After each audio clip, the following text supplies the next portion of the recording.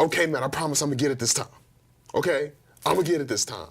I am your host, Nick Rattlehead. I'm gonna make it through this with no mistakes. Watch this. He's lying.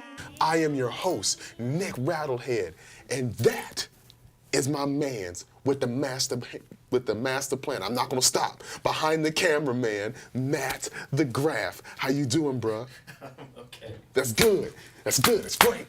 Welcome to Aftershock Reviews. Oh, bro, we in here today, man. We are in here. And if you are new, I suggest that you hit the subscribe button down there, you know what I mean? And also hit the bell as well. So when we drop a new review, when we drop a new video, new hot content, you'll know what's going on. And also, you can follow me, you guys, on Instagram at _satellite989, all lowercase. And you can follow my man's Matt the Graph. You can finally see his face at Matthew __, there's two of them here, __ Vaughn at Instagram. And then you can also follow me, your mans, on Twitter at Satellite989. It's not a game. And then follow Aftershock Reviews if you're at this. If you want to just go ahead and just do the whole big shebang, the whole enchilada, you can follow Aftershock Reviews at After. Okay, so After is uppercase, and then Revy, because it wouldn't let me say reviews, so yeah, it's stupid. Aftershock Revy 2. It's a stupid name. Like, I don't know why they, whatever. I'm gonna get off on a tangent. Anyways, we are here to review a death album. Doom metal. Matt, help me. Help me. Why can't I talk? Okay, cut that out. We're moving. We are here to review a doom metal album. And oh boy, howdy, is it good. Matt, this is Beastmaker, man. It's Beastmaker. And I forgot the name of the album.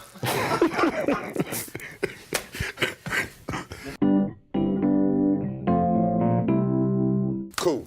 Matt, we are here to talk about some doom metal, bruh. We never really done that yet. We talked about death metal, R&B, hip hop, and everything. Good stuff, but never really any good doom metal. But Matt, oh, we found some. Ooh, bro, we found some.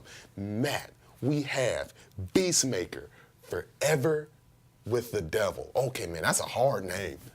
That's a hard name. That's the Beastmaker? Oh, bro, that's such a hard name. If you were thinking of any type of big, huge, honking doom band, like you would think of something like Beastmaker, right? Because it automatically makes you think it's going to be just as huge, just as lumbering, just as smothering as you would want your music to be, right? Oh, it's great. It's a great marriage. It's a great marriage. And it's great music, too. So let me go ahead and give you the lowdown, give you a little bit of the 411. Beastmaker is from Fresno, California. And what they did was around June 10th of last year, Matt, was they embarked on this thing where they wanted to drop 40 songs, right?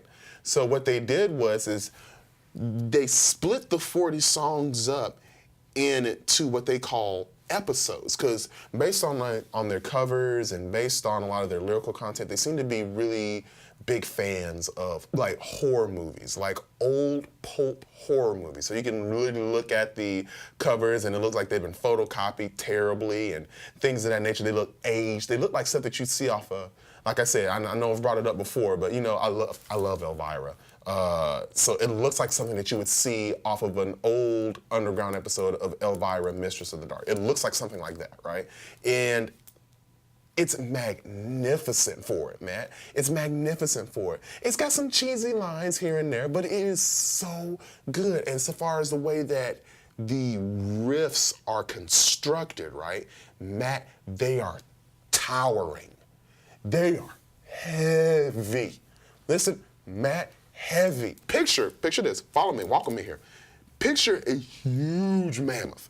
Big mammoth with the, because you know, I don't know how in popular culture some mammoths end up having like the terrible toupee on their heads. I don't know if we're talking about the movie Ice Age or whatever else like that, but mammoths have like terrible toupees, right? Picture a huge mammoth with a freaking terrible toupee and he's pissed about it, right? And two big tusks like this right here, right? Trunk dang near between his freaking knees, right? And he looks at you and he's got freaking Beastmaker like printed on the side of him, right? He looks at you as Beastmaker is playing and he sits on your chest. That is an illustration of how flippin' thick these riffs are, especially for the title track, right? Forever with the Devil. The title track's riff, it starts out with like, it sounds like Vincent Price, right? And as Vincent Price is saying some type of excerpt, now I don't know if it's an excerpt from a movie or if it's an excerpt from a spoken word that he has done, but the riff is playing in the background, and heavens to Megatroid, Matt. It is something else. And the great thing about it is they also, on their Bandcamp, also follow them, by the way, on Beastmaker, on Bandcamp, they categorize themselves as doom metal, but also as stoner metal and blues. There's a little bit of blues in it too. And you can start to hear that near the middle of the album, if that makes sense. And even in the way that the riffs have a very good sense of groove to them, right? So as lumbering as they are, as heavy as they are, as primitive as they are, you find yourself kind of catching a groove, right? You find yourself kind of vibing with the percussionist, right? And it makes it even more enjoyable. But Matt, boy howdy, now picture the occult rock of Lucifer, right? Now take the almost senselessness of how freaking massive the riffs are from Conan, right? And then take some groove metal and then put it in there, and now you've got Beastmaker. Now, the vocalist, he is kind of your classic doom metal singer, right? So he has soaring vocals that kind of like fly over the riffs, if that makes sense, almost like a pallbearer, almost like a pallbearer type of thing, but just with way more hair. Just it's way more manly. It's got hair on his chest, bro, and he's making sure that he's wearing the V-neck so it pops through and you can see it. It's not a game, bro. It is not a game. And then on top of that, they have he does this thing where it's almost like an Alice in Chains type of thing, where he's doing the vocal harmonies with himself, and it mirrors, especially the latter half of the Staley era, you know, during the Tripod album, the self-titled album from 1995, like stuff like Sludge Factory and Frogs and Goddamn. Those tracks, it's so reminiscent of that, but it's just way more gross, which is hard to say because those tracks in itself are just horribly dense and horribly hopeless.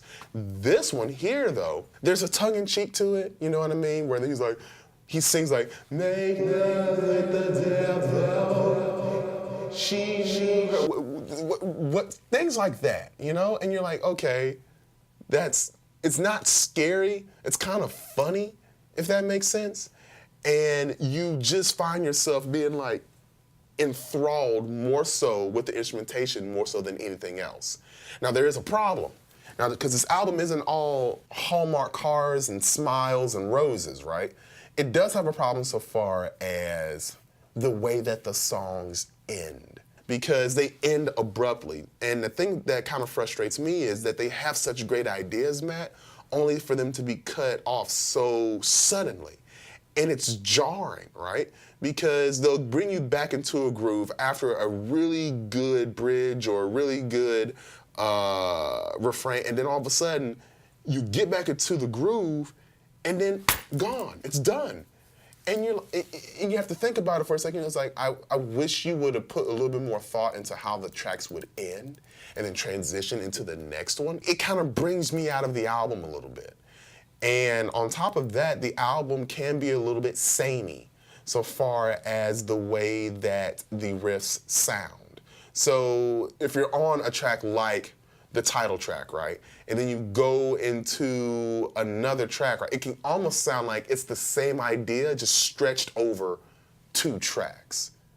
And I get what's going on. You're recording 40 songs. And you're recording and putting out 40 songs within the span of the same year. Something's going to sound similar to something else. You feel me? Like, because you're in the same mind frame, right? So I get something's going to sound like the other's brother or sister when it comes to these tracks, but I just wish when they made the album, because what's happening here is, and also let me explain, the album is a combination of 2 episodes. Because remember what I said, that they released 40 tracks, right? Well, the 40 tracks are spread out over 10 episodes. So picture kind of like a movie, like a monster movie, or a story. And they're laying the story out for you through different episodes. So what they did for the albums is that they take 2 episodes and then put them together and then release that as your album. So this album in particular is a combination of episodes 7 and 8, right? And like I said, I get that you're gonna have tracks that sound similar, but at least make sure that you don't put those similar tracks next to each other. You feel me? While the album necessarily isn't perfect, Matt, I'm telling you this right now, it makes me completely and totally excited for this band. And I want to go back and I want to listen to all 10 episodes. I want to go back. I want to make sure that I haven't missed any EPs and things of that nature, because I like this type of music. I like how just obscenely gross it can be. You know what I mean? But yeah, at the same time, it's really tongue-in-cheek because it's completely self-aware. You know? So, Matt, I don't know, because the funny thing is I want to like it so much more than I do, if that makes sense, but because the fact that it sounds so one note at times, right? And I know that's kind of hypocritical because I liked Mammoth Grinder, and Mammoth Grinder performed a D beat through all of its tracks, right? And Chris Olsher's vocals barely, if at all, changed so far as cadence or tone or anything else throughout the entire album. But it never wore on me, if that makes sense. This one, especially when, and I don't think it's their fault, right, Matt? I don't think it's their fault because they're doing 40 tracks. Who does 40 tracks and releases them in a year? Who does that? As a matter of fact, it's not even just a year, less than a year. Who does that? So if anything, for me, I admire this band, first off, for having the imagination to do this, right? Second off, I admire the musicianship because the tracks that work, like the title, Jeez Louise, or Unholy Communion, tracks that work, boy, howdy, Matt, do they work. Because they work well, because at this point, they know that it needs to be slow, they know it needs to be evil, they know it needs to be heavy, they know it needs to be towering and tall like a titan, you know what I mean? And when it does it knocks the freaking thing out the park. I'm going to be checking out everything else that they do. I'm going to be completely excited and hyped for everything else that they do, and I can honestly say that you should really check this out. It is called Forever with the Devil. It is by Beastmaker, and you can check them out on Spotify, Apple Music. You can check out their Bandcamp as well. Buy some of the CDs and the vinyls as well, because the album artwork, ooh, Matt, because we was vibing off of that album artwork for at least a good 10, 15 minutes, because the freaking thing was hard. Hard. Hear me? Hard. So again, this is Beastmaker with Forever with the Devil. Check them out, check them out, check them out, check them out, check them out. New albums as well. There is a band called Torque.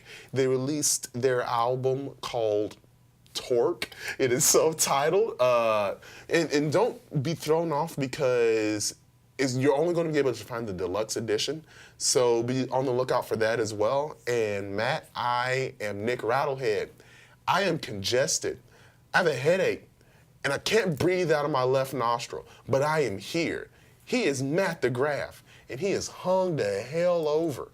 And we are Aftershock Reviews, and we love you. Thank you for watching these videos. Thank you for subscribing. Thank you for being you, Mike Seatown. And we love you, man. Holla at you later. Peace.